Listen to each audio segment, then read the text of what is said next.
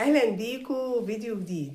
النهارده هتكلم معاكم عن حاجه مهمه جدا جدا جدا بمناسبه ان الشتاء داخل علينا. ازاي نتحكم في الشهيه مع البرد ومع دخول الشتاء. طبعا اكتر ايام او اكتر شهور نفسنا بتبقى مفتوحه فيها وبناكل فيها كتير جدا جدا جدا هي الشتاء. طب ازاي انا بقى اتخطى الموضوع ده؟ هو لازم نزيد في الشتاء؟ مش لازم.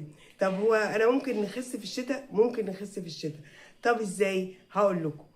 اول حاجة ان انت تكتري جدا جدا جدا من المشروبات الدافية، بس تكون مشروبات دافية بدون سكر. يعني اهم حاجة ان المشروبات دي تكون بدون سكر، كتر منها على قد ما اقدر علشان ادفى وجسمي يحس بالدفى.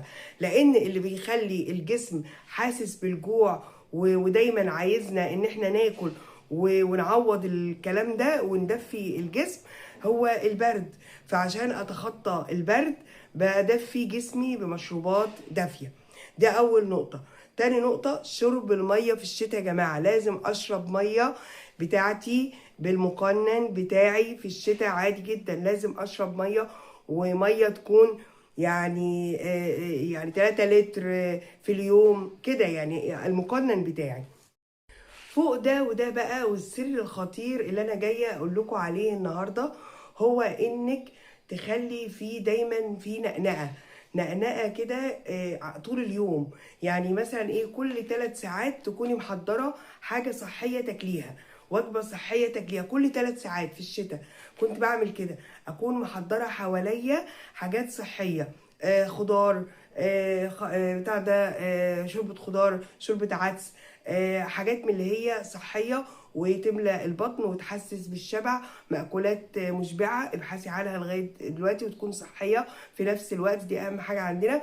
وخليها قسميها على مدار اليوم. يعني كل مثلا كل 3 ساعات هاكل وجبة، او كل 5 ساعات هاكل وجبة، بحيث ان انا دايما شغالة، دايما جسمي داخله حاجة، دايما جسمي داخله حاجة. يقوم الجسم يهدى ويحس بالدفى وما يقلقش في الشتاء. واقوم انا كمان اتخطى ان انا ازيد في الشتاء.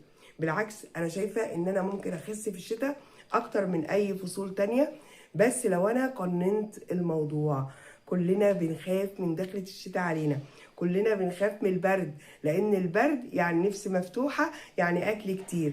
بس لو فهمتي الميكانيزم بتاع الموضوع ده، دايما لو جسمك دفيان مش هتاكلي ومش هتحسي بكده. فانت قضيتك ان انت تخلي جسمك دايما حاسس بشبع وجسمك دايما دافي.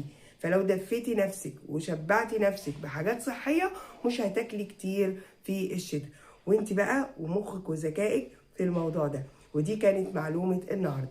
يا جماعة انا عايزة اقول لكم وافرحكم معايا ان انا خلاص قربت على 1000 مشترك، وعايزة همتكم معايا علشان القناة تتوثق وازود فيها طبعا شغلي، ويبقى حاجة كده ايه يعني محفزة.